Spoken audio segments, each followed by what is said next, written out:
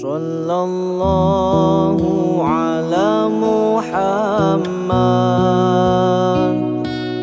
sallallahu alaihi wasallam, sallallahu ala Muhammad, sallallahu alaihi wasallam. Wa ilaihin nusyur. Asyhadu an la ilaha illallah wahdahu la syarikalah. Wa asyhadu anna Muhammadan abduhu wa rasuluh la nabiyya ba'd. Allahumma salli wa sallim ala nabiyyina Muhammad wa ala alihi wa ashabihi wa man tabi'ahum bi ihsanin ila yaumil qiyamah. Amma ba'd. Bapak-bapak, ibu-ibu yang dimuliakan Allah, mari kita sama-sama memanjatkan puji syukur kehadirat Allah Subhanahu wa Ta'ala, bahwa atas karunia dan ridha Allah, hari ini kita dapat bersilaturahim untuk bersama-sama mengkaji tentang agama kita. Yang pertama, kami mengucapkan terima kasih kepada Bapak Ibu sekalian, bahwa kami yang guru, bila bisa dikatakan guru junior untuk panjenengan semua, karena saya masuk di SMA 3 mulai tahun 85, mulai tahun 95 sampai 2018. Tepat tanggal 1 Januari 2018 kami purna tugas. Perlu Bapak ketahui bahwa saya berasal dari Malang Selatan, yaitu Gondang Legi. Sekarang tinggal di Danau Rawapening, dan sekaligus saya sebagai ketua Yayasan Masjid Ahmad Yani Malang. Bapak yang kami muliakan, bahwa kita hari ini akan mengkaji tentang Islam sebagai pedoman hidup. Kita tahu bahwa pedoman hidup manusia itu macam-macam. Dan kita sebagai umat Islam memiliki pedoman hidup, yaitu pedoman hidup Islami. Allah katakan bahwa orang yang mulia di sisi Allah adalah orang yang paling bertakwa. Kemudian Allah katakan pula pada Al-Quran, yarfa'illahu alladzina amanu minkum walladzina utul ilma darajah. Allah akan mengangkat orang-orang yang beriman di antara kalian dan orang yang berilmu dengan beberapa derajat. Ada dua pendekatan di dalam mendekatkan diri kepada Allah. Yang pertama adalah melalui ayat-ayat kauniyah. Kemudian yang kedua adalah melalui ayat-ayat kauliyah. Sebagaimana kita ketahui bahwa hasil ilmu pengetahuan, baik itu di tingkat SMA, S1, S3, S2, sampai dengan S3, maka kebenaran-kebenaran yang diperoleh itu adalah hasil dari penelitian. Dan kita sudah tahu bahwa hasil penelitian itu kebenarannya adalah skeptis. Dengan demikian, manakala orang beriman di antara kita itu menemukan suatu ilmu, maka itu akan semakin mendekatkan diri kepada Allah Subhanahu wa Ta'ala. Tetapi manakala orang itu tidak bersandarkan kepada keyakinan atau keimanan kepada Allah, maka bukannya yang didapat adalah petunjuk dari Allah, tetapi makin dia tidak percaya, bahkan jauh dari Allah. Karena itu jangan heran, kalau dulu orang-orang Barat itu semakin jauh dari Allah Subhanahu wa Ta'ala. Tetapi bagi kita yang beriman, sekali lagi, kita akan selalu bermuara kepada keyakinan kita yang semakin kuat kepada Allah Subhanahu wa taala. Saudara yang dimuliakan Allah, di dalam memahami Islam sebagai pedoman hidup itu tentu kita harus memahami berbagai persoalan-persoalan hidup yang ada pada diri kita.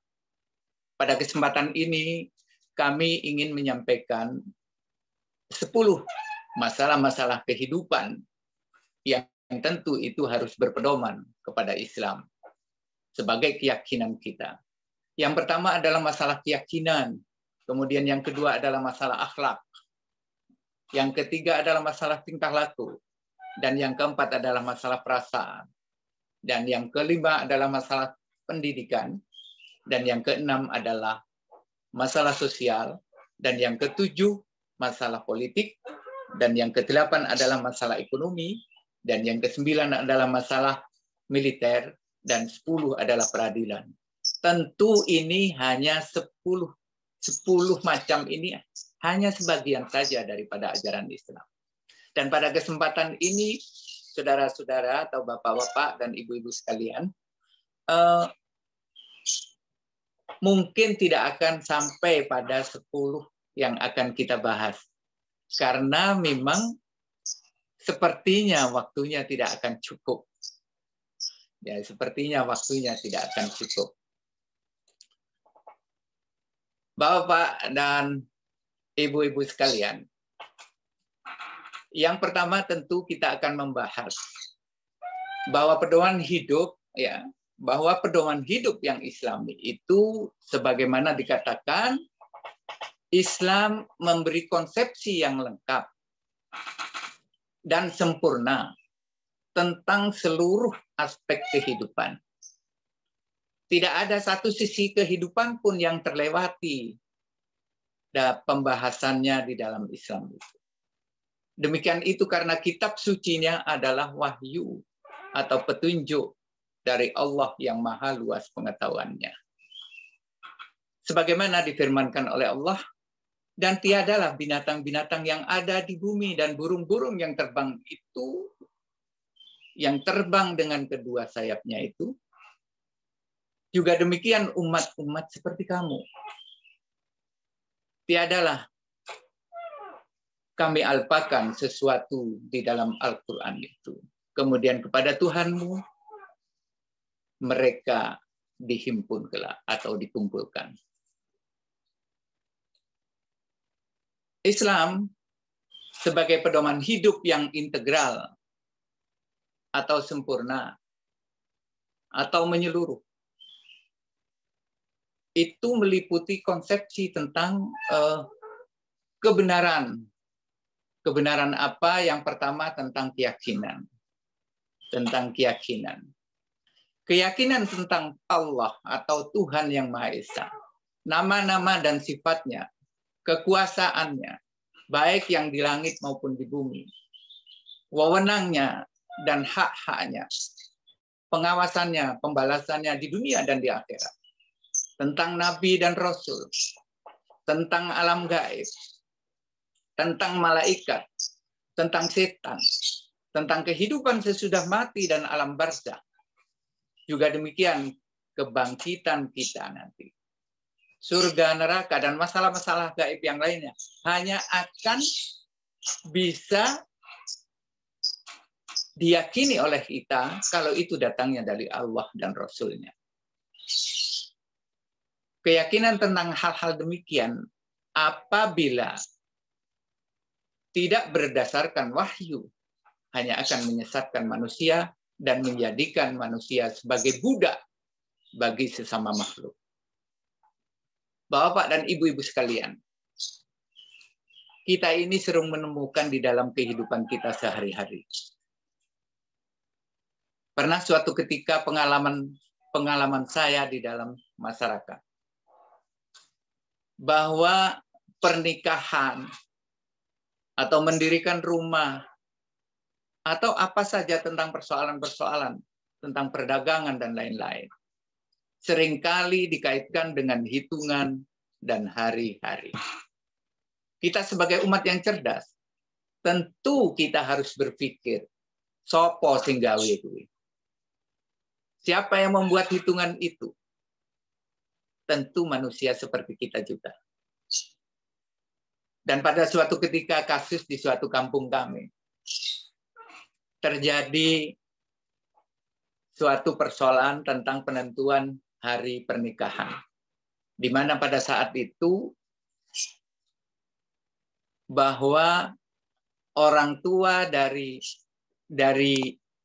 pihak putra itu meninggal dunia.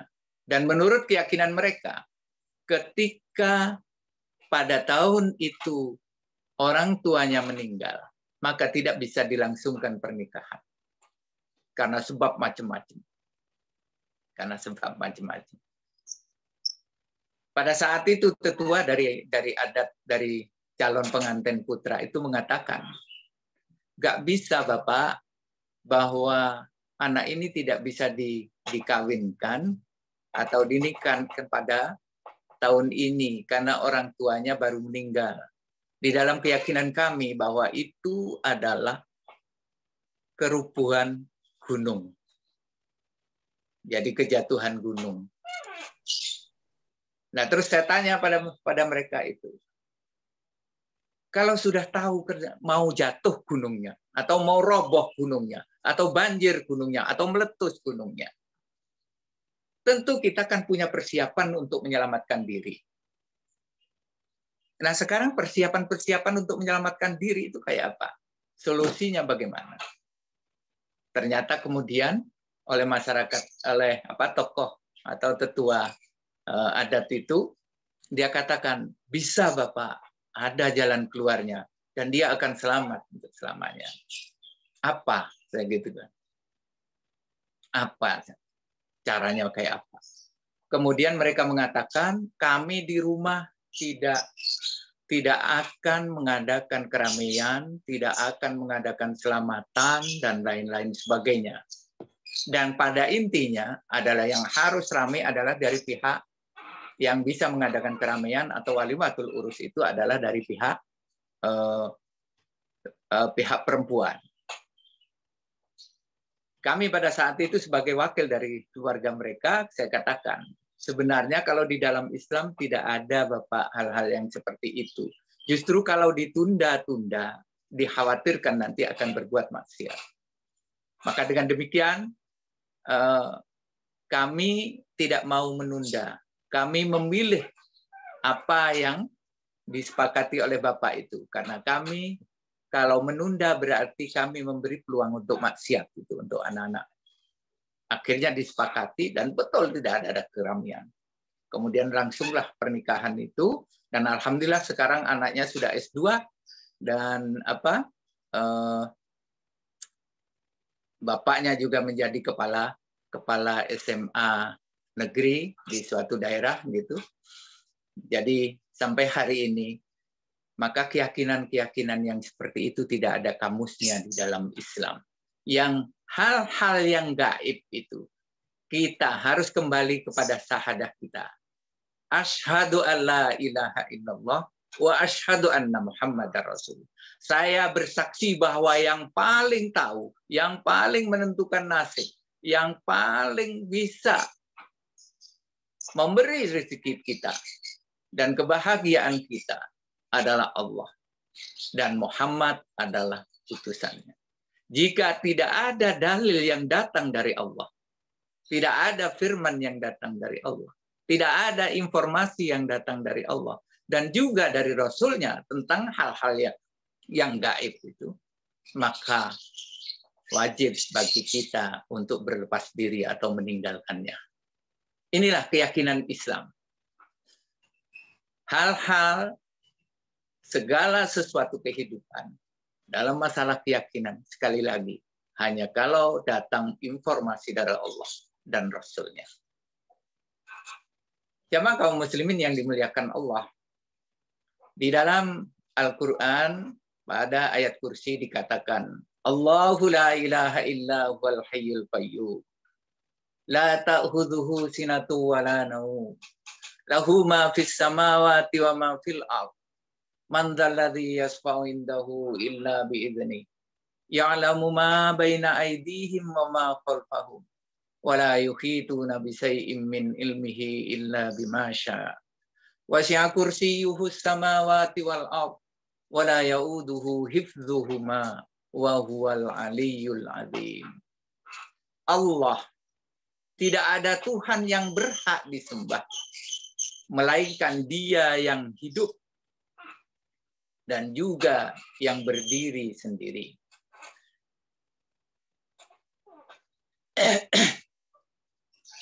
La ta'khudhuhu sinatu wa la naum, tidak mengantuk dan juga tidak tidur. Lahu ma fis samawati wa ma fil ardh.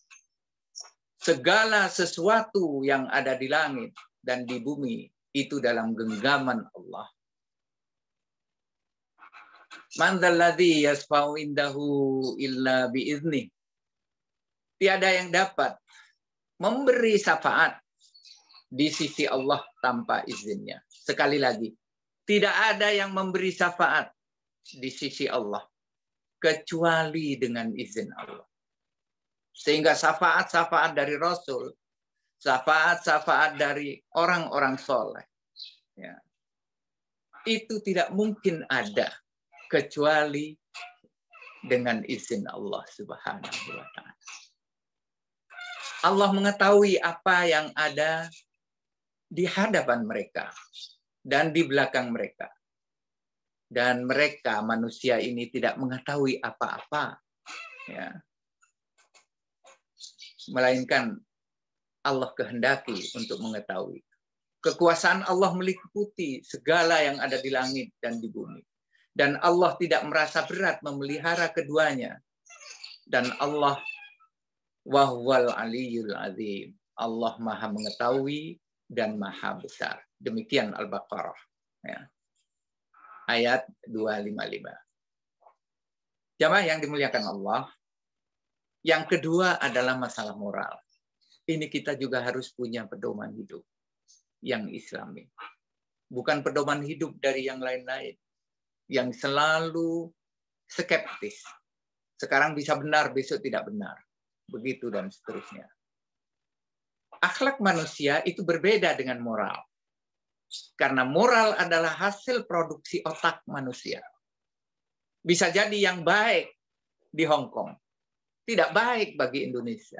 Bisa jadi yang baik di Singapura, tidak baik bagi orang Indonesia. Yang di Indonesia pun bisa jadi tidak baik indallah, di sisi Allah. Mungkin baik saja indanas, ya, di sisi manusia. Tetapi di hadapan Allah pun. Karena itu, semua umat manusia ini harus selalu dan selalu berpedoman kepada petunjuk yang menciptakan kita. Nah, akhlak manusia itu dalam hidup, yang pertama adalah akhlak kepada Allah. Kemudian kepada dirinya sendiri, terhadap sesama manusia, kemudian terhadap sesama makhluk yang lain, baik yang zahir maupun yang batin. Ya, baik yang zahir maupun yang batin. Baik yang berjasad maupun tidak berjasad. Kita harus punya akhlak. Contoh yang jelas misalnya, kita tidak boleh kencing di tempat sembarangan, termasuk kencing di lubang-lubang. Kalau kita pikir, ono opo di gunung, enggak ono opo-opo. Ya. Ada apa di situ? Enggak ada apa-apa. Tetapi karena itu adalah petunjuk dari Allah dan Rasul-Nya. Maka bisa jadi di situ itu ada makhluk-makhluk halus. Bisa jadi di situ adalah ada binatang-binatang yang kecil yang nggak terlihat oleh kita.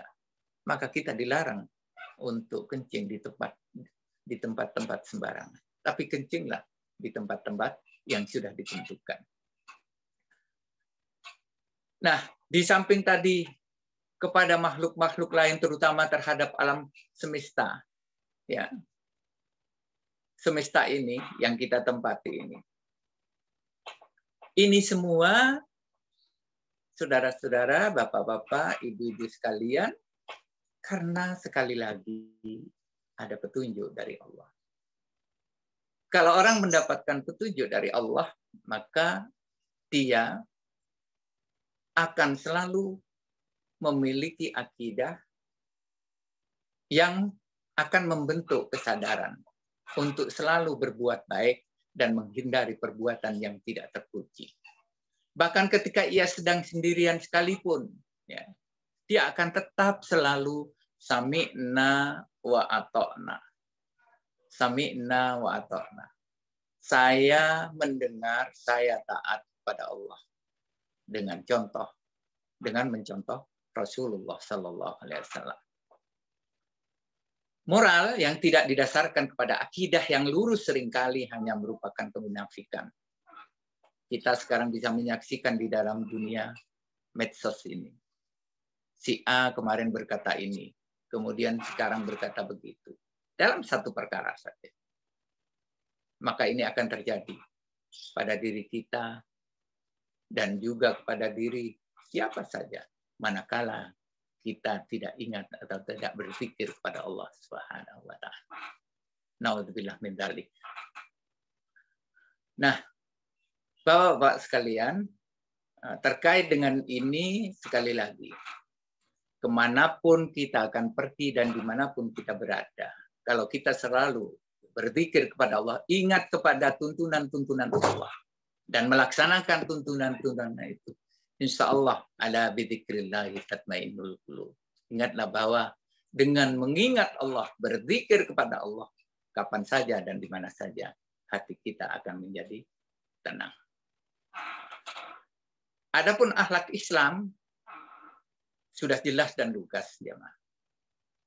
Yaitu Al-Quran. Karena akhlakuhu Al-Quran. Ketika Aisyah ditanya, bagaimana akhlak Rasulullah? Karena akhlakuhu Al-Quran. Akhlak Rasulullah itu adalah Al-Quran. Maka wajib bagi kita sebagai orang yang yakin akan kebenaran Islam. Selalu membaca, memahami, merenungkan, kemudian melaksanakan apa yang telah digariskan oleh Al-Quran itu. Sebagaimana tersebut dalam surat Al-A'raf ayat 96 dan Ar-Ra'd ayat 28. Kata Allah, jikalau sekiranya penduduk negeri-negeri beriman dan bertakwa, pastilah akan melimpahkan kepada mereka. Ya, pastilah Allah akan melimpahkan kepada mereka berkah dari langit dan bumi. Tetapi banyak di antara kita itu, atau mereka itu mendustakan ayat-ayat Allah. Maka kemudian Allah siksa mereka disebabkan perbuatan.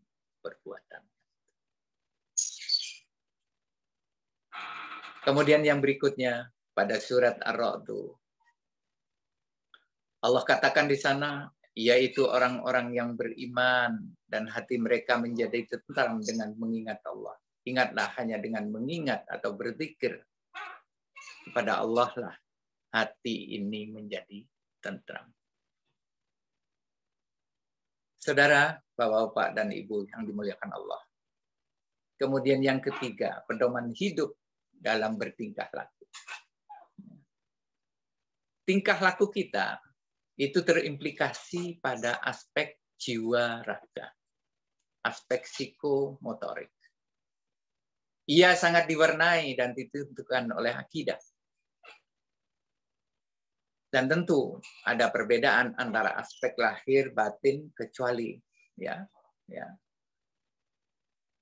bagi orang-orang munafik itu, ya.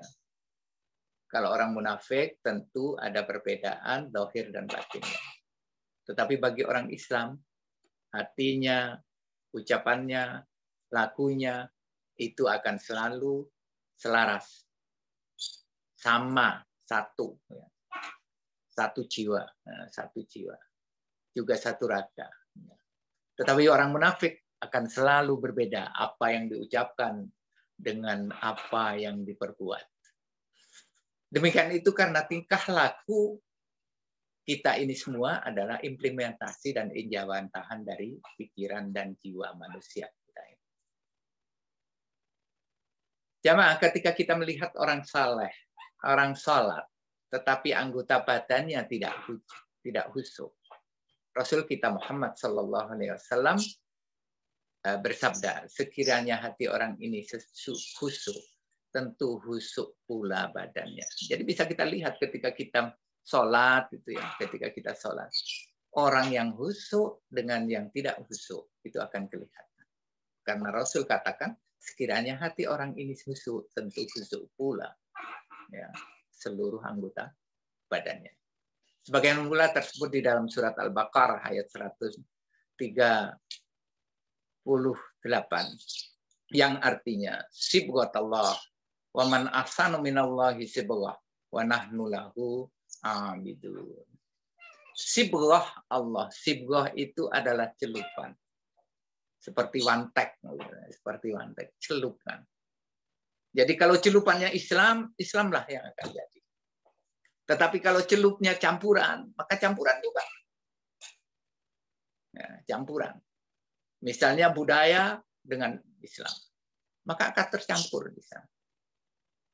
Budaya boleh kita pakai, selama itu tidak bertentangan dengan ajaran Islam. Sebagaimana Rasul diturunkan juga di dunia Arab, tidak sama dengan budaya Arab. Tetapi Rasul merombak itu semua sehingga menjadi sunnah Rasulullah, kebiasaan Rasulullah. Yang memang itu dibimbing oleh Allah. Sibghat Allah, sibghah adalah celupan. Dan siapakah yang lebih baik sibghahnya, celupannya itu? Ya. Daripada kita. Daripada Allah, daripada celupan Allah. Ya. Siapa sibghahnya itu yang terbaik? Bila dibandingkan dengan celupan dari Allah itu. Dan hanya kepadanya lah kami menyembah. Hanya kepada Allah kita menyembah. Kita berbakti, berbuat, itu hanya lillahi ta'ala. Bapak dan Ibu sekalian. Nanti ketika kita kehilangan orang yang paling dicintai, itu akan sangat terasa. Ternyata orang yang paling dicintai itu diambil juga oleh Allah. Kita harus ingat bahwa kita ini adalah titipan Allah. Istri titipan Allah, anak titipan Allah, harta benda titipan Allah, jabatan titipan Allah, ilmu juga titipan Allah. Pada saatnya nanti akan diambil. Bukan tunggu nanti di akhirat, tidak. Di dunia saja ilmu bisa diambil oleh Allah.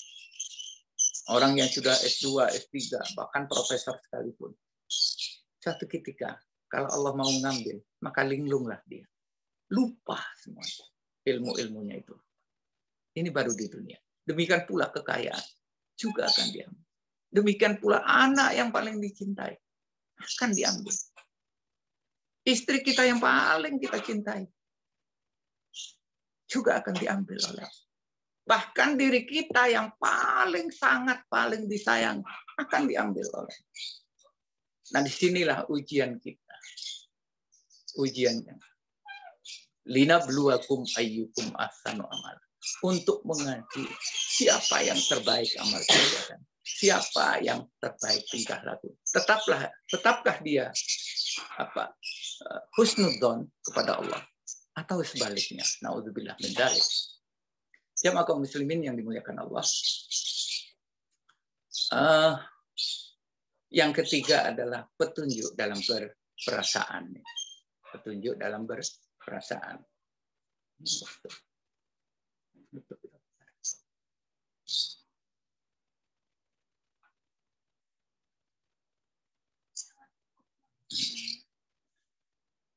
Bapak, Ibu, saudara yang dimuliakan Allah, suka dan duka, cinta dan benci, sedih dan gembira, sensitif atau tidak sensitif, juga sangat dipengaruhi oleh akidah dan akhlak kita.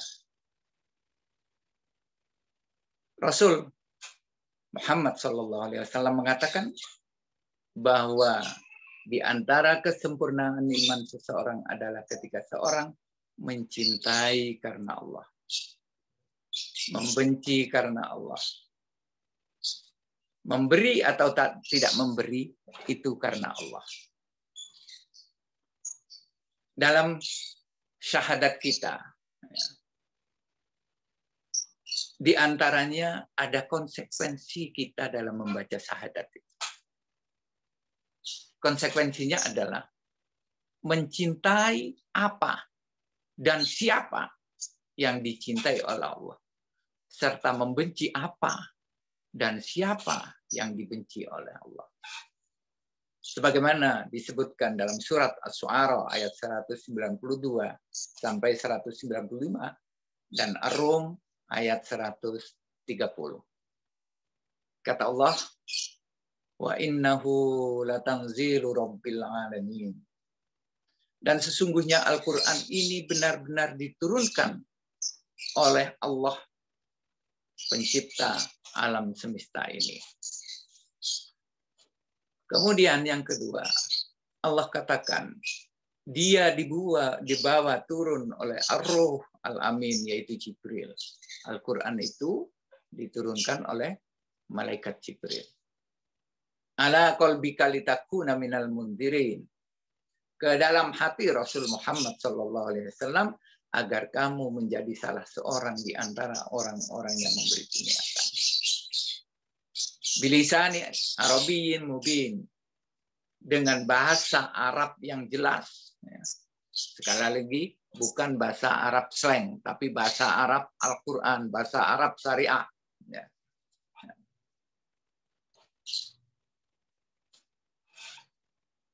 Fa'akim wajhaka lid-dini hanifa fitratallahi allati fataran nasa 'alaiha la tabdila li khalqillah dzalika ad-dinul qayyim walakinna aktsaran nasi la ya'lamun. Maka hadapkanlah wajahmu dengan lurus kepada agama Allah. Tetaplah atas fitrah Allah yang telah menciptakan manusia menurut fitrah itu. Tidak ada perubahan pada fitrah Allah. Itulah agama yang lurus, tetapi kebanyakan manusia tidak mengetahui. Jamaah yang dimuliakan Allah, sekali lagi, dalam hidup ini, sebagaimana Allah katakan, "Wa khalaqtul jinna wal insa illa liya'budun." Aku tidak ciptakan jin dan manusia itu kecuali untuk berbakti. Sekali lagi, hanya kebaktian kepada Allah. Apapun yang kita laksanakan, kalau kita tidak niati kebaktian atau beribadah kepada Allah, maka itu akan menjadi sia-sia. Karena itu niatkan dalam hidup kita selalu untuk beribadah kepada Allah Subhanahu wa taala. Kemudian yang berikutnya, perilaku dalam mendidik atau dalam pendidikan. Setiap orang membutuhkan pendidikan untuk mencapai kesempurnaan hidup ini. Di samping itu, ia juga menghendaki agar anak keturunannya dapat meneruskan tugas dan perjuangannya.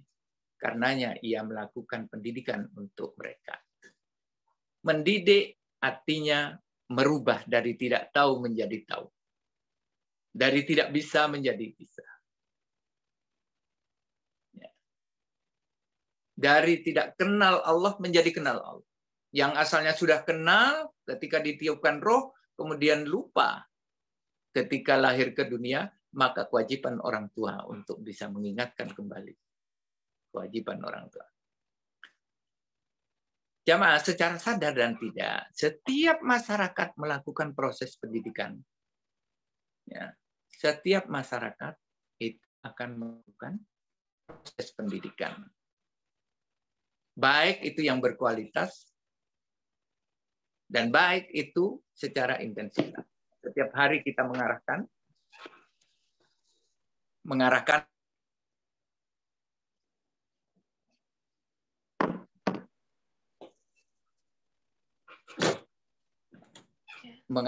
anak-anak kita baik dengan kalimat-kalimat perintah maupun kalimat larangan atau penolakan. Islam sebagai pedoman hidup juga harus dipahami dengan baik dan diwariskan pemahamannya kepada generasi penerus kita. Agar mereka tidak sesal. Tentunya proses tersebut hanya berhasil melalui pendidikan. Sebagaimana tersebut dalam surat Al-Baqarah ayat 151 dan Ali Imran ayat 164. Kama arsalna fikum rasulam minkum yatlu alaikum ayatina wa yuzakkikum wa yuallimukumul kitab wal hikmah wa yuallimukum ma lam takunu ta'lamun. Sebagaimana telah kami menyempurnakan nikmat kami kepadamu, kami telah mengutus kepadamu seorang rasul di antara kamu yang membacakan ayat-ayat kami kepada kamu dan mensucikan kamu dan mengajarkan kepada kamu Alkitab dan Al-Hikmah, serta mengajarkan kepada kamu apa yang belum kamu ketahui. Dulu kita lahir ini tidak bisa apa-apa. Kemudian bisa bicara. Setelah bisa bicara, bisa memilih kata-kata yang baik. Memilih kalimat-kalimat yang baik. Frase-frase yang baik. Sampai menjadi suatu cerita yang baik. Kemudian diamalkan dengan perbuatan-perbuatan yang baik. Dan hasilnya tentu akan berpulang kepada yang mengamalkannya. Itulah jamaah sekalian yang dimuliakan Allah. Kemudian berikutnya, laqad manallahu 'alal mu'minin idz ba'atsa fihim rasulan minhum anfusihim yatlu 'alaihim ayatihi wa yuzakkihim wa yu'allimuhumul kitaba wal hikmah wa in kanu min qablu lafi dhalalin mubin. Sungguh Allah telah memberi karunia kepada orang-orang yang beriman ketika Allah mengutus di antara mereka seorang rasul dari golongan mereka sendiri yang membacakan kepada mereka ayat-ayat Allah, membersihkan jiwa mereka dan mengajarkan kepada mereka Alkitab dan Al-Hikmah. Dan sesungguhnya sebelum kedatangan Nabi itu, mereka adalah benar-benar dalam kesesatan yang nyata. Jamaah kaum muslimin yang dimuliakan Allah. Di dalam memahami suatu ayat Al-Quran, itu ada ayat-ayat yang memang sudah jelas pemahaman. Tetapi ada yang kalimatnya harus dipahami dengan pemahaman yang tersirat. Yang tentu yang tersirat ini kita harus berpedoman kepada apa yang disampaikan oleh Rasul Muhammad SAW. Dan dengan seperti itu, insya Allah kita ini akan selalu dan selalu meniti di atas as-sirat al-mustaqim, yaitu Al-Quran dan Sunnah Rasulullah SAW. Kemudian yang berikutnya,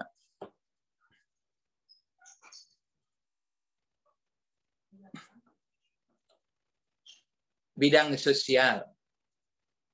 Di dalam bidang sosial, hubungan antar manusia satu dengan yang lain, kita harus selalu berpedoman kepada Al-Islam. Karena Islam memberikan hidayah kepada kita, memberikan petunjuk kepada kita, yaitu Al-Quran dan Sunnah Rasulullah SAW. Dalam hidup ini manusia tidak dapat berdiri sendiri karena keterbatasannya. Ia selalu membutuhkan pihak lain. Ia butuh berdialog. Ia butuh bekerja sama, saling membantu, dan tolong-menolong. Jamaah kaum muslimin yang dimuliakan Allah, ternyata kita tidak bisa hidup sendiri. Sedikit aja ada kesulitan, kita tanya kepada yang lain. Mengeluh kepada yang lain. Karena kita seringkali juga tidak percaya kepada diri kita sendiri. Maka tentu berdialog dengan yang lain itu dibutuhkan. Tetapi harus selalu dan selalu mengukur. Apakah masukan-masukan yang datang dari teman-teman kita, sahabat-sahabat kita, bahkan istri atau suami kita itu sejalan dengan petunjuk Al-Quran dan Sunnah. Sejalan apa tidak? Nah, kalau sekiranya tidak sejalan dengan Al-Quran dan Sunnah, maka dengan cara yang sebaik-baiknya, kita harus meninggalkan itu. Nah, kita harus meninggalkan itu. Sekiranya itu tidak sejalan. Jamaah kaum muslimin yang dimuliakan Allah. Interaksi sosial ini pun tidak lepas dari sentuhan Islam. Sekali lagi. nggak lepas dari sentuhan Islam sebagaimana yang kami katakan tadi. Islam mengatur sedemikian rupa sehingga tercipta hubungan sosial yang harmonis. Ya, harus saling menghargai. Man la yarham la yurham, kata Rasul. Siapa yang tidak mencintai, maka tidak dicintai. Jadi perintah dulu kita harus mencintai. Jangan mengharap kita dicintai kalau kita tidak mencintai. Man la yurham, man la yarham, la yurham. Barang siapa tidak menyayangi, maka tidak akan disayangi. Bukan kita minta, sayangilah saya, nanti kamu akan sayangi. Tidak demikian perintah dalam Islam. Tapi sayangilah dia, iya, dia nanti akan menyayangi kita. Tapi kebanyakan di antara kita kan terlalu berharap untuk disayangi. Tetapi kita lupa untuk menyayangi.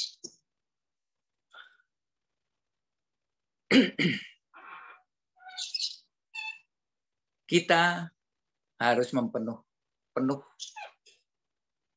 perilaku sosial yang kasih dan sayang. Bebas dari permusuhan. Lebih-lebih kita yang hidup di negara yang berbhinneka tunggal ika. Kita hargai. Sebagaimana kita juga menghargai pada sama yang lain. Dengan demikian, tunjukkan akhlak kita. Tunjukkan perilaku kita, hubungan sosial kita, sesuai dengan tuntunan Rasul. Bukankah Rasul dulu di tengah orang-orang Arab itu mendapat pertentangan yang sedemikian dahsyat. Tapi pada akhirnya Rasul bisa memenangkan itu.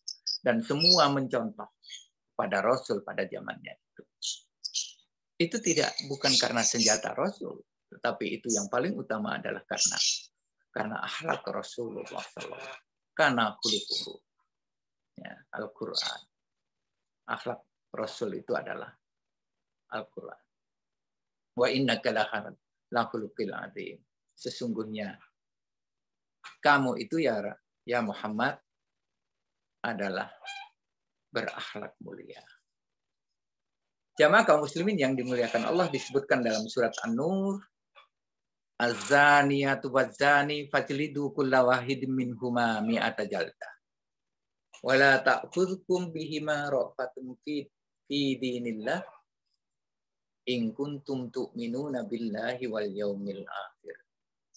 Wal yashhad adzabahuma ta'ifah. Wal yashhad adzabahuma ta'ifatum minal mu'minin. Ini aturan sosial yang ada, contoh aturan sosial yang ada di dalam Al-Quran. Perempuan yang berzina dan laki-laki yang berzina, maka deralah tiap-tiap orang dari keduanya 100 kali dera. Dan janganlah ada belas kasihan kepada keduanya. Hendaklah kamu mencegah untuk menjalankan mencegahnya. Perbuatan-perbuatan semacam itu dalam rangka untuk menjalankan agama Allah. Itu pun jika kamu beriman kepada Allah dan hari kiamat. Dan hendaklah pelaksanaan hukuman mereka disaksikan oleh sekumpulan dari orang-orang yang beriman. Ya. Syaratnya di hadapan orang-orang yang beriman. Kalau di hadapan orang kafir dikatakan tidak punya hak-hak asasi manusia, tidak menghormati hak asasi manusia. Apakah kita mau mengikuti suara orang banyak ataukah kita akan mengikuti suara Allah? Inilah ujian bagi kita untuk menguji kekuatan dan keimanan kita. Selanjutnya, laki-laki yang berzina tidak mengawini melainkan perempuan yang berzina atau perempuan yang musyrik. Dan perempuan yang berzina tidak dikawini melainkan oleh laki-laki yang berzina atau laki-laki yang musyrik. Dan yang demikian itu diharamkan atas orang-orang yang mukmin. Selanjutnya, Pada surat An-Nur ayat 4 dikatakan, dan orang-orang yang menuduh wanita-wanita yang baik-baik berbuat zina, dan mereka tidak mendatangkan 4 orang saksi, maka deralah mereka yang menuduh itu 80 kali dera. Dan janganlah kamu terima kesaksian mereka buat selama-lamanya. Dan mereka itulah orang-orang yang fasik. Ini jamaah sekalian yang dimuliakan Allah, bahwa di dalam Islam sampai hal-hal yang sekecil apapun itu diajarkan. Selanjutnya pada ayat itu, kecuali orang-orang yang bertaubat sesudah itu dan memperbaiki dirinya, maka sesungguhnya Allah Maha Pengampun lagi penyayang. Dan pada ayat yang ke-6 dikatakan oleh Allah, walladzina yarmuna azwajahum wa lam yakul lahum syuhada illa anfusahum fasahadatu ahadihim arba'u sahadatin billah innahu laminas shadiqin. Dan orang-orang yang menuduh istrinya berzina padahal mereka tidak ada mempunyai saksi selain diri mereka sendiri, maka persaksian orang itu ialah 4 kali bersumpah dengan nama Allah. Sesungguhnya dia adalah termasuk orang-orang yang benar. Ini An-Nur ayat 6. Sekali lagi jemaah sekalian, jangan sampai sekali-kali kita menuduh istri-istri kita itu melakukan perzinahan. Ya. Jangan sekali-kali. Ini adalah ajaran Islam. Selanjutnya, dan sumpah yang kelima, bahwa laknat Allah atasnya jika dia termasuk orang-orang yang berdusta. Istrinya itu dihindarkan dari hukuman oleh sumpahnya 4 kali atas nama Allah. Sesungguhnya suaminya itu benar-benar termasuk orang yang dusta. Na'udzubillah min dzalik. Dan sumpah yang kelima, bahwa laknat Allah atasnya jika suaminya itu termasuk orang-orang yang benar. Ya.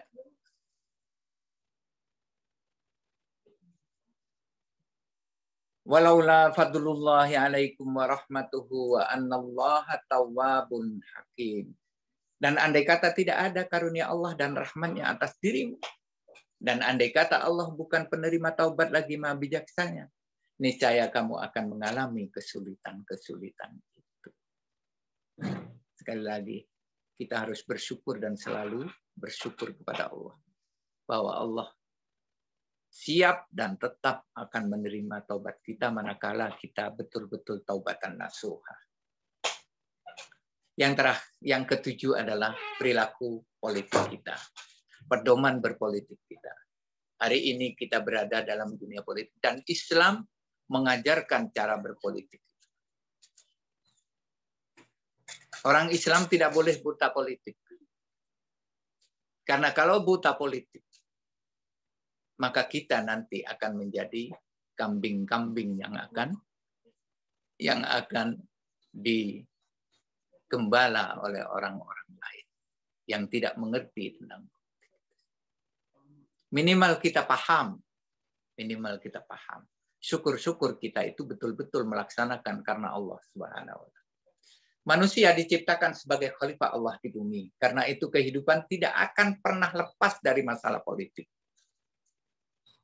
Baik sebagai subjek maupun sebagai objek.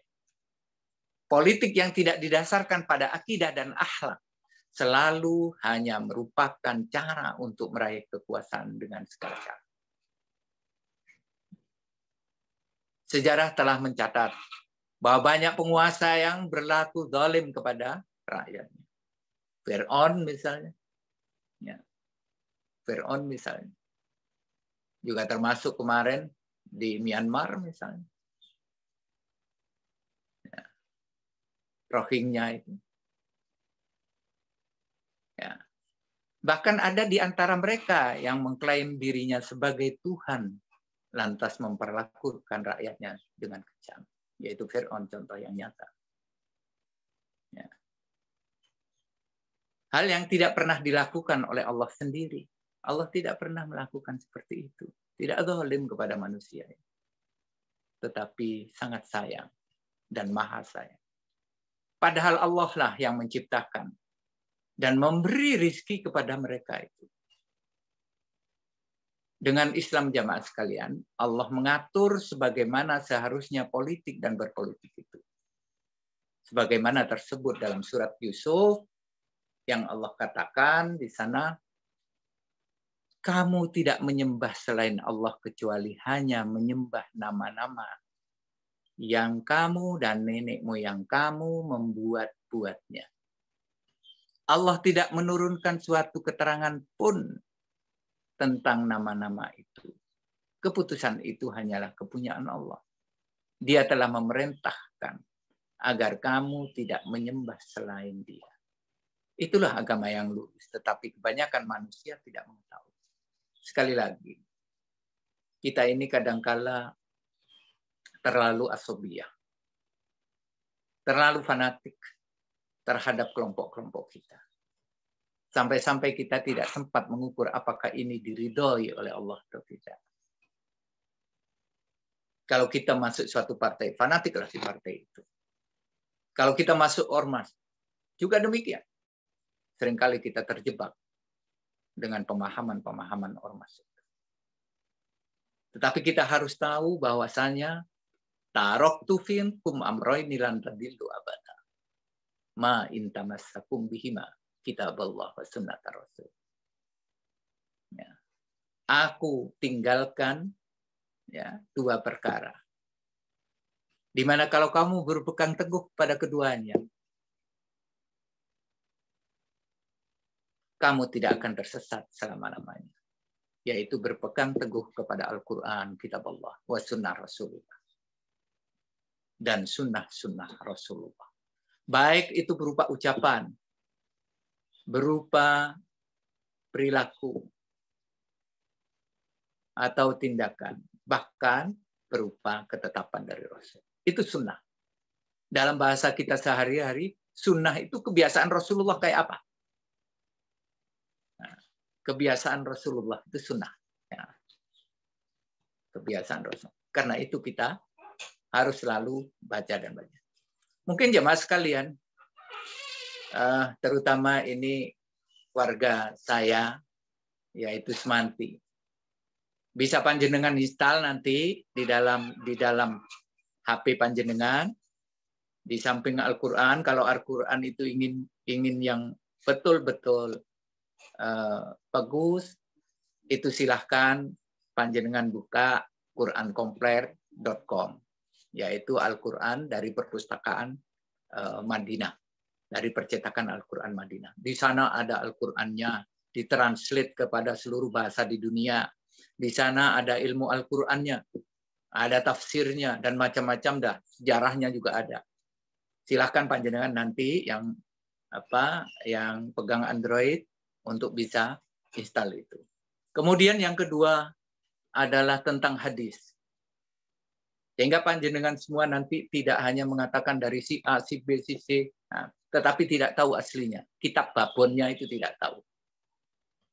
Nah, untuk mengukur apakah itu benar dari Allah dan Rasulnya, maka panjenengan install Kutubut Tis'ah. Kitab 9 hadis yang sudah disepakati oleh para cendekiawan atau ulama kita. Panjenengan buka Play Store. Di sana buka 9 kitab imam. Ensiklopedi 9 kitab imam. Silakan diinstal. Di sana juga pakai Arabnya dan juga pakai literasinya. Bahkan juga pakai terjemahannya. Juga ilmu hadisnya insya Allah ada di sana. Silahkan, ensiklopedi 9 kitab imam. Silahkan diinstal. Sehingga kalau ada yang menyampaikan ini dari Rasul, ini dari Allah, bisa dicek di sana. Ada Bukhari, ada Muslim, ada Nasai, dan lain-lainnya. Nah, jamaah yang dimuliakan Allah, insya Allah dengan cara seperti itu, kita ini tidak selalu bersandar katanya begitu. Tetapi kita akan bersandar kepada Al-Quran dan Sunnah. Selanjutnya adalah yang ke-8 adalah ekonomi. Bagaimana berperilaku dalam bidang perekonomian ini? Jamaah, untuk bertahan hidup, manusia melakukan kegiatan ekonomi. Baik itu perdagangan, bercocok tanam, dan profesi-profesi yang lain. Allah telah menciptakan mereka untuk saling tergantung kepada yang lain. Orang kaya membutuhkan orang miskin. Sebaliknya, orang miskin juga butuh orang kaya supaya bisa bekerja kepada mereka itu. Orang pintar membutuhkan orang bodoh. Kalau semuanya pintar, tidak ada yang bisa dikuliahi. Ya. Dan orang bodoh juga membutuhkan orang pintar sehingga bisa berguru pada mereka itu. Sekali lagi, berguru. Ya. Ini, jamaah sekalian yang dimuliakan Allah, menuntut mereka untuk menghormati dan menghargai orang lain. Yang pintar menyayangi yang bodoh. Yang bodoh juga menghormati kepada yang pintar. Ya. Siapapun dan apapun kehidupan dan profesinya. Islam mengatur agar motivasi ekonomi itu tidak mendorong mereka untuk mengeruk keuntungan yang besar. Keuntungan besar yang sesaat tentunya. Namun menimbulkan kerugian yang amat besar dalam waktu yang lama. Sebagaimana tersebut dalam surat At-Taubah yang bunyinya sebagai berikut. Innamas shadaqatu lil fuqara wal masakin wal amilina 'alaiha wal mu'allafati qulubuhum wa fir riqab wal gharimin wa fi sabilillahi wa ibnis sabil. Faridatan minallah wallahu alimun hakim. Sesungguhnya zakat-zakat itu hanyalah untuk orang-orang fakir, orang-orang miskin, amil-amil zakat, para mu'alaf yang dibujuk hatinya untuk memerdekakan budak, orang-orang yang berhutang, untuk jalan Allah dan orang-orang yang sedang dalam perjalanan kehabisan bekal. Ya. Sebagai sesuatu ketetapan yang diwajibkan Allah, dan Allah Maha mengetahui lagi Maha bijaksana. Jamaah yang dimuliakan Allah, yang ke-9 adalah tentang militer atau pertahanan dan keamanan. Ini juga ada petunjuk di dalam Islam. Karena kepentingan politik, kepentingan sosial, kepentingan ekonomi, maka manusia kemudian menyiapkan kekuatan untuk memperoleh dan mempertahankannya. Nafsu manusia yang menjerumuskan selalu didukung oleh setan agar mereka melakukan kejahatan atau bahkan pengrusakan dalam mencapai tujuannya. Karena itu dunia tidak pernah sepi dari konflik antara pemilik kebenaran dan pemilik kebatilan. Karena al-haq dan al-batil tidak akan pernah bertemu. Bahkan sekarang ini kebenaran itu bisa menjadi kabur. Karena sering ada kata-kata semuanya benar. Semuanya benar, semuanya benar. Tapi ingatlah, kita sebagai kaum muslimin, al-haqqu mir rabbika fala takunanna minal mumtarin. Yang benar itu dari Tuhanmu, yaitu yang datang dari Allah Subhanahu wa taala. Petunjuk Al-Qur'an. Ya. Hudal lil muttaqin. Ya. Alif lam mim dzalikal kitabul la raiba fihi hudal lil muttaqin. Alif lam mim dzalikal kitabul la raiba fihi. Itulah Al-Qur'an, kitab Al-Qur'an. La raiba fihi, tidak ada keraguan-raguan di dalamnya. Hudal lil muttaqin sebagai petunjuk hidup bagi kaum hudal lil muttaqin bagi orang-orang yang bertakwa. Untuk itu, jamaah kaum muslimin yang dimuliakan Allah, Islam mewajibkan kepada pemilik kebenaran untuk bersiap siaga, menyiapkan kekuatan, dan berjihad membela kebenaran dan memerangi kebatilan. Bahwa jihad merupakan jalan pintas menuju surga sebagaimana tersebut di dalam surat Al-Anfal ayat 60. Kata Allah, dan siapkanlah untuk menghadapi mereka kekuatan apa saja yang kamu sanggup. Dan dari kuda-kuda atau kekuatan-kekuatan yang ditambat maupun yang dalam hal ini kalau sekarang adalah teknologi yang digunakan untuk berperang, yang dengan persiapan itu kamu menggentarkan musuh-musuh Allah, musuh-musuhmu, dan orang-orang selain mereka yang kamu tidak mengetahuinya. Sedangkan Allah mengetahuinya. Apa saja yang kamu nafkahkan pada jalan Allah niscaya akan dibalas dengan cukup kepadamu. Dan kamu tidak akan dianiaya atau dirugikan. Silahkan dilihat pada surat Al-Anfal ayat 60. Selanjutnya, apabila sudah habis bulan-bulan haram itu, maka orang-orang musyrikin itu di mana saja kamu jumpai, ya, itu di zaman Rasulullah ya, diminta untuk dibunuh. Dan tangkaplah mereka, kepunglah mereka dan intailah di tempat pengintaian. Jika mereka bertaubat dan mendirikan sholat dan menunaikan zakat, maka berilah kebebasan kepada mereka untuk berjalan. Sesungguhnya Allah Maha Pengampun lagi Maha Penyayang. Jadi kepada penentang-penentang agama itu Allah perintahkan untuk menjaga agama Allah itu dari tangan-tangan yang jahil. Lebih-lebih bagi kaum yang musyrikin.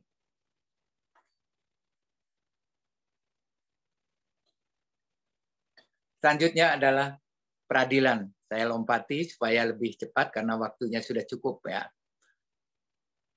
Peradilan dalam hal ini adalah hukum.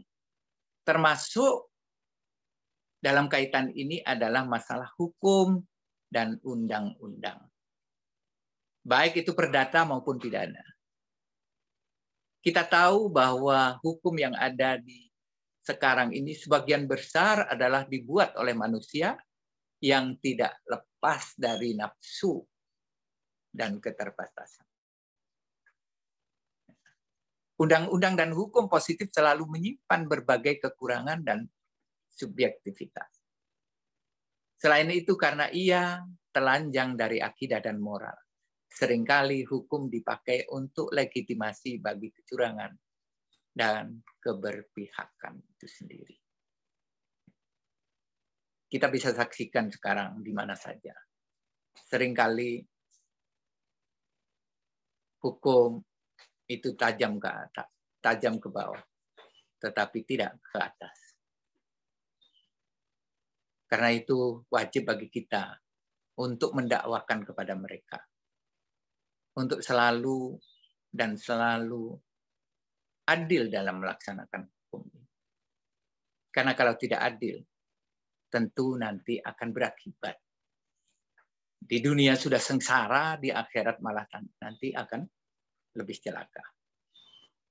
Jamaah yang dimuliakan Allah, Islam mewajibkan umatnya untuk berlaku adil. Hatta terhadap dirinya sendiri. Pada diri kita itu harus adil. Apalagi kepada keluarga dan juga kepada umat manusia. Ini tidak mungkin bila orang tidak merasa bahwa apa yang ia ucapkan, ya, apa yang ia ucapkan dalam peradilan dicatat oleh Allah dan akan mendapat balasan di akhirat. Ini tidak mungkin diucapkan.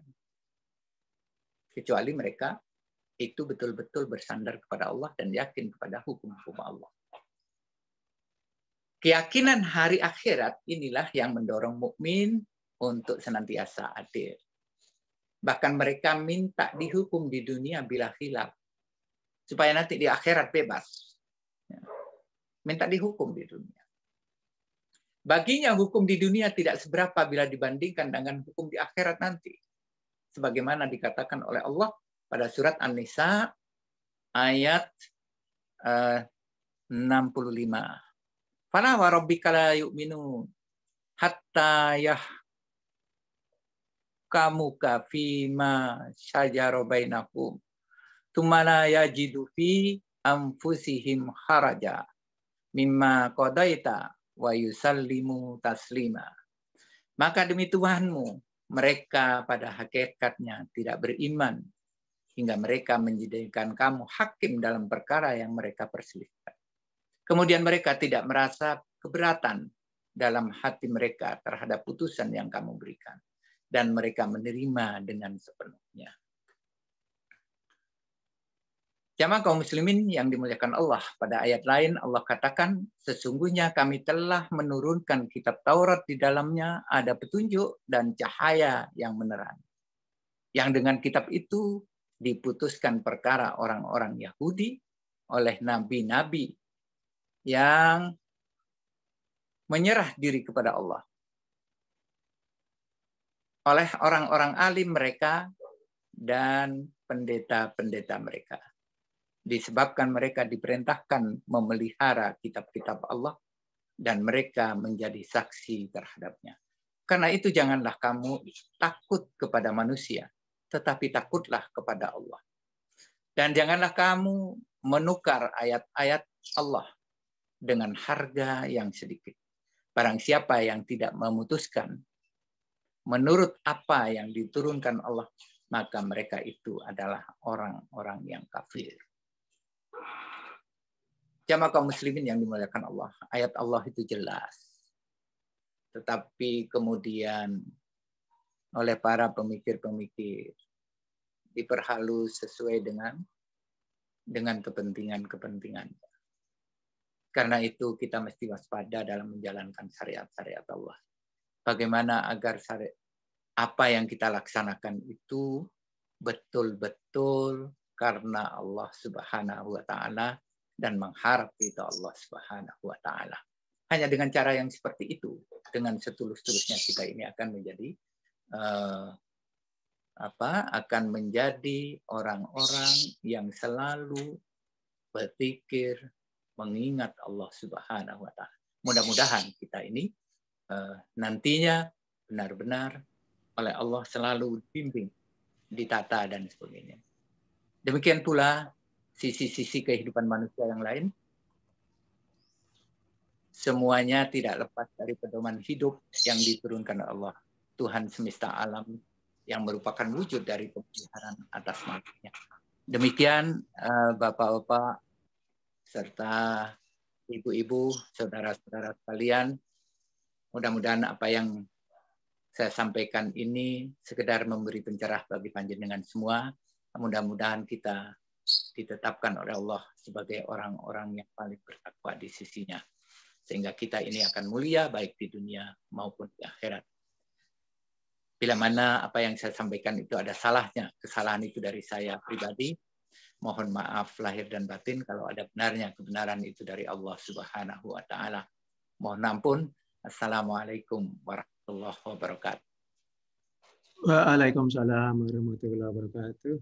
Matur nuwun Pak Majid. Alhamdulillah teman-teman, kita tadi sudah mendengarkan pemaparan dari Pak Ustadz Abdul Majid, guru kita. Mohon kalau ada waktu untuk tanya jawab Pak Majid, bisa? Insya Allah kalau saya bisa menjawab, saya jawab. Teman-teman, mungkin ada yang akan ditanyakan, kami persilakan, masih ada waktu. Boleh tanya Pak Hendrik? Ya, monggo. Siapa nih? Pak Kodrat ya? Ya, ya. Iya, Mas. Ayo Mas Kodrat. Ya. Assalamualaikum warahmatullahi wabarakatuh. Waalaikumsalam warahmatullahi wabarakatuh. Alhamdulillah, terima kasih banyak Pak Ustadz. Banyak sekali ilmu yang kita dapat pagi ini. Mudah-mudahan kita bisa melaksanakannya, mengamalkannya. Amin. Usaha yang maksimal. Ada yang ingin kami tanyakan Barangkali saya ayatnya lupa, cuman masih ingat sedikit di dalam salah satu ayat disebutkan A'udzubillahi minasyaitonirrajim. Bismillahirrahmanirrahim. Qalu rabbunallahu sumastaqamu tatanazzalul alaikumul malaikatu ala taqfu wa la tahzanu wa abshiru alaikum fil jannatil lati kuntum bihi tad'un. Kurang lebih begitu, Pak. Nah, yang saya tanyakan di situ sebenarnya kuncinya istiqomah. Nah, bagaimana cara kita untuk menjaga hati kita, amal kita, perbuatan kita, dan semuanya keseharian kita itu supaya tetap bisa beristiqomah. Bagaimana yang Pak Ustadz tadi sampaikan, dan banyak sekali, katanya kita miris sekali gitu. Saya kira itu aja barangkali pertanyaan kami. Terima kasih. Wassalamualaikum warahmatullahi wabarakatuh. Waalaikumsalam warahmatullahi wabarakatuh. Monggo Pak Majid, langsung saja. Terima kasih Pak Kodrat ya. Pak Kodrat ini ya. Pak Kodrat. Di Kediri itu Pak. Sebagaimana panjenengan sampaikan dalilnya itu istiqomah. Istiqomah itu konsisten, komitmen dan konsisten ya. Itu. Maka itu memang harus dilatih, Bapak. Harus dilatih. Kita tidak bisa membuat sesuatu itu tidak relatih. Ambil contoh misalnya, seorang pesilat, kalau dia seorang main silat, ya, kalau dia hanya belajar kepada Koping Ho, tetapi dia tidak pernah praktek, maka di otaknya, di dalam batinnya itu pasti penuh cara-cara yang diajarkan oleh Koping Ho. Tetapi ketika dia mendapatkan serangan, misalnya dia berantem dengan orang, maka dia pasti kalah. Kenapa? Karena dia tidak pernah terlatih. Tidak pernah latihan. Demikian pula di dalam kehidupan ini tanpa adanya latihan-latihan. Yang tentu latihan itu harus terus-menerus. Seperti halnya kita takut penyakit jantung, maka kita harus jalan kaki setiap hari. Ya. Maka tentu kita ini akan terserang oleh sakit jantung itu. Nah, terkait dengan itu, salah satu caranya adalah kita harus dimotivasi oleh diri kita sendiri. Pertama, bahwa kematian itu semakin dekat. Nah, ini kebiasaan kita kadang-kala yang kurang pas kadang-kala. Setiap kelahiran kita ada ucapan happy birthday, barakallah, happy milad, barakallah. Itu bagus doa itu. Tetapi jangan sampai kita mengatakan bahwa kita semakin tua ini semakin hebat. Semakin hebat. Ingatlah bahwa kita tambah umur itu artinya jatah hidup kita ini sudah dikurangi. Ini yang pertama. Jatah hidup kita sudah dikurangi. Dengan sadar bahwa jatah hidup kita ini dikurangi, maka kita harus siap-siap untuk mencari bekal akhirat. Fatazawwadu fa inna khairaz zadi taqwa. Ya. Berbekallah, sebaik-baik bekal itu adalah takwa kepada Allah. Takwa itu artinya mencintai Allah. Ya. Mencintai Allah. Ya. Karena cinta kepada Allah, maka takut dimurkai Allah.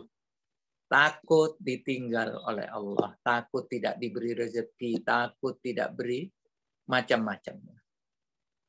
Karena itu tentu di sana juga berharap bagaimana cinta kita ini terpelihara. Satu-satunya cara seperti panjenengan sampaikan tadi, istiqomah. Ingat kepada Allah, astagfirullah, atau subhanallah, walhamdulillah, Allahu akbar. Dalam setiap langkah tidak apa-apa. Subhanallah, alhamdulillah, wa la ilaha illallah, wallahu akbar. Subhanallah. Kemudian yang kedua, perintah-perintah Allah yang baik. Termasuk misalnya kita jalan-jalan, ada hal yang mengganggu jalan di sana. Kita singkirkan, kita ketepikan. Itu sedekah sudah. Kita ketemu dengan orang, kita berair muka yang manis. Itu sedekah. Tidak semakin angkuh kita, tetapi semakin kita memiliki segalanya, maka semakin muka kita itu harmonis.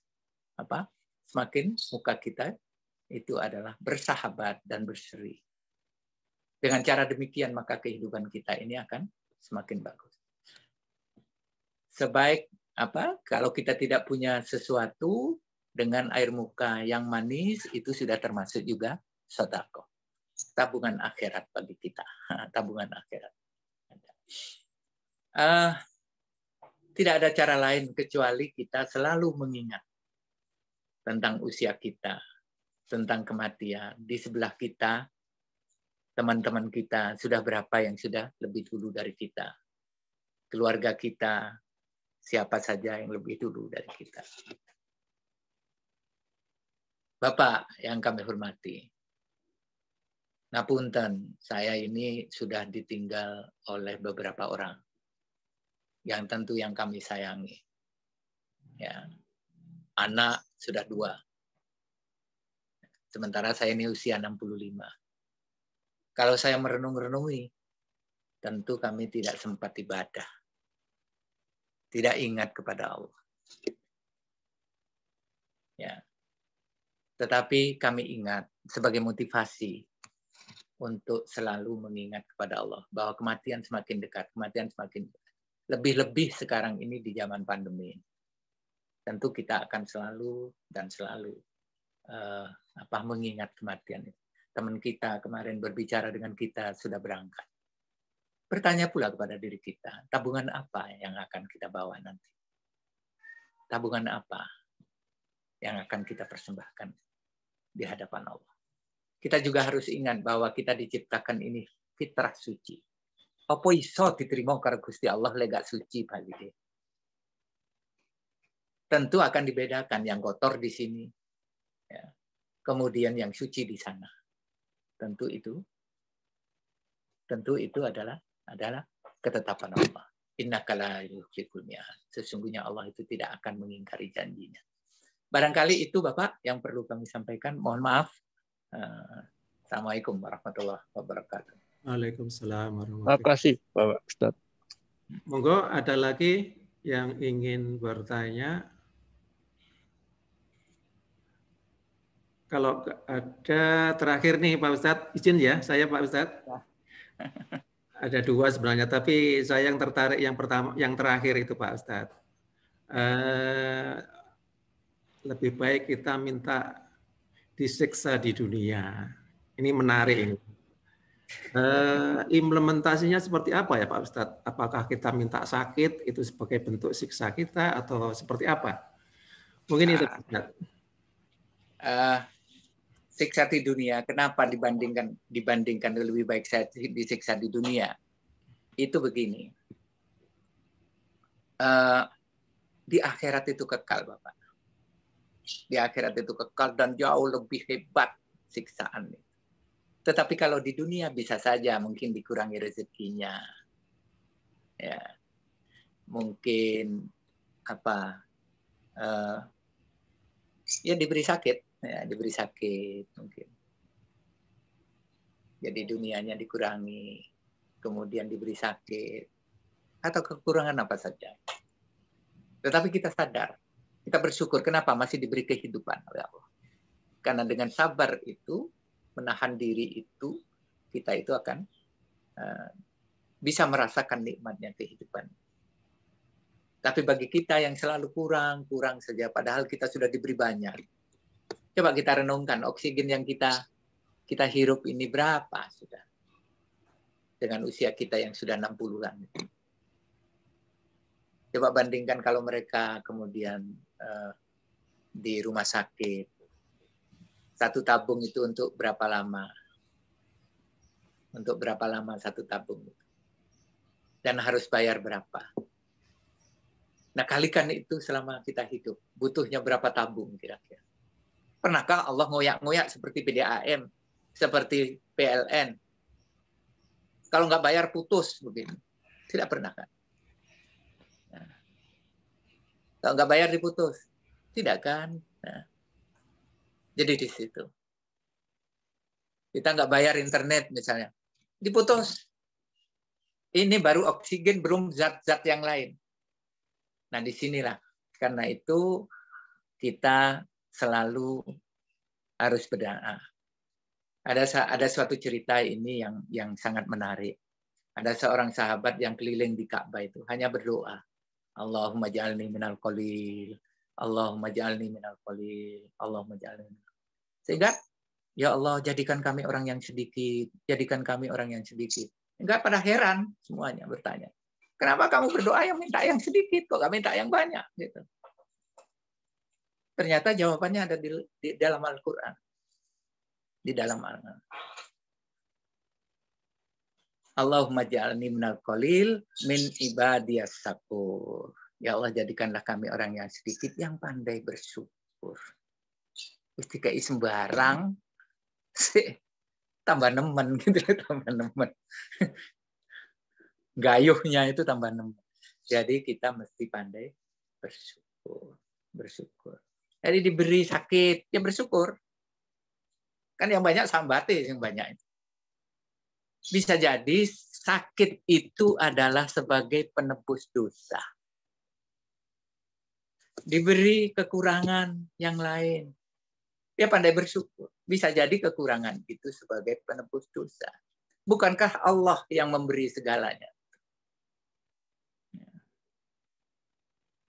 Dan Allah memberi itu tujuannya untuk kebaikan kita. Bisa jadi kita diberi yang lebih, orang tambah hati-hati. Orang tambah hati-hati.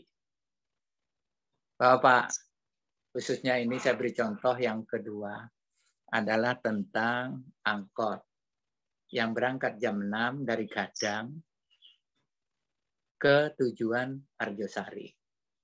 2 orang supir berangkat bareng jam 6 budal.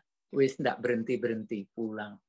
Dari Arjosari ke sana hanya berhenti ambil penumpang. Coba panjenengan lihat. Nanti jam 6 suruh hitung dua-duanya. Hasilnya sama apa boten? Kalau nggak sama, itulah kebaikan Allah. Husnudzon kepada Allah. Ya, husnudzon kepada Allah. Iki sing angel. Ini yang sulit. Ini. Dan itulah keadilan Allah.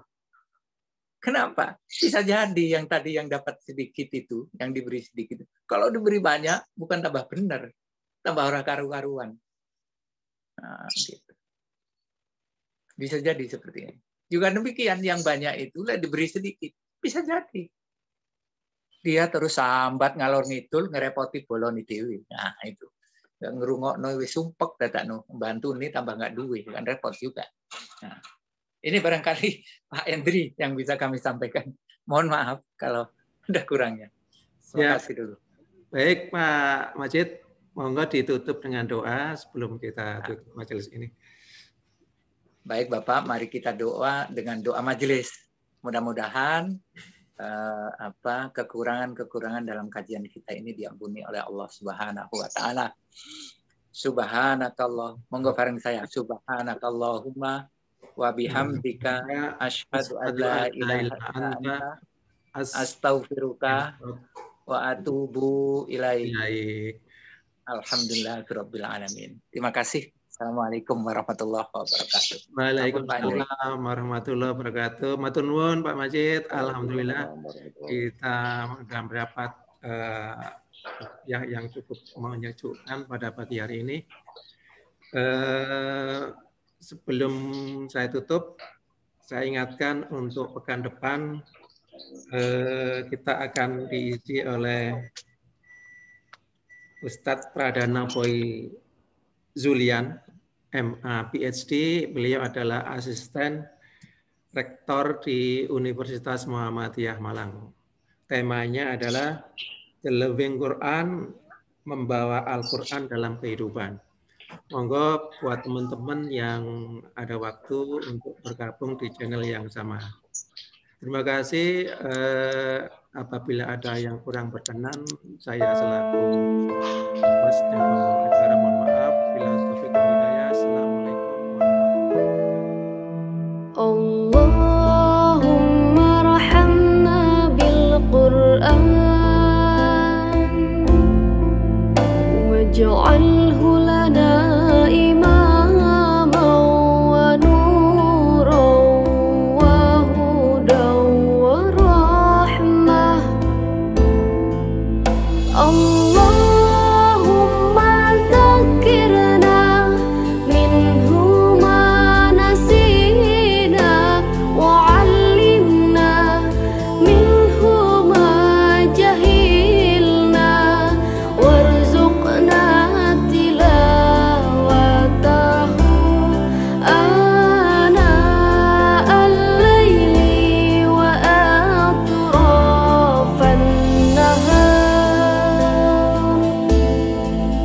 waj'alhu lana hujjatan ya rabbal alamin.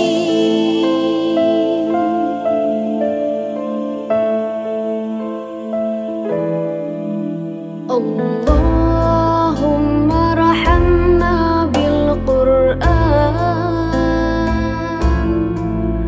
waj'alhu lana imaman wa nuran wa hudan wa rahmah.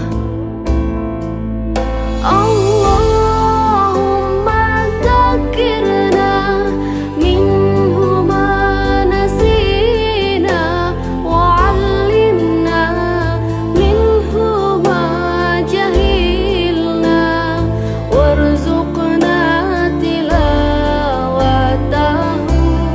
ana al-laili wa atrafan nahar waj'alhu